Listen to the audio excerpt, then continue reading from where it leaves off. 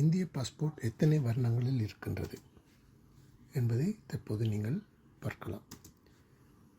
குறிப்பிட்ட இந்த இந்திய பாஸ்போர்ட்டானது 4 வகையான பாஸ்போர்ட்களாக பிரிக்கப்பட்டிருந்தது. இதில் நீல நிற வர்ணத்தில் இருக்கக்கூடிய சாதாரண குடிமக்களுக்கான பாஸ்போர்ட்டும் மற்றும் வெள்ளை நிறத்திலான IAS மற்றும் IPS அதிகாரிகளுக்கான பாஸ்போர்ட்டும் மற்றும் ஆரஞ்சு நிறத்திலான 10 வகுப்புகளுக்கு குறைவாக கல்வி கற்றவர்களுக்கான பாஸ்போர்ட்டும் வழங்கப்பட்டிருந்தது. தற்போது இந்த ஆரஞ்சு நிறத்திலான பாஸ்போர்ட் வழங்கப்படுவதில்லை.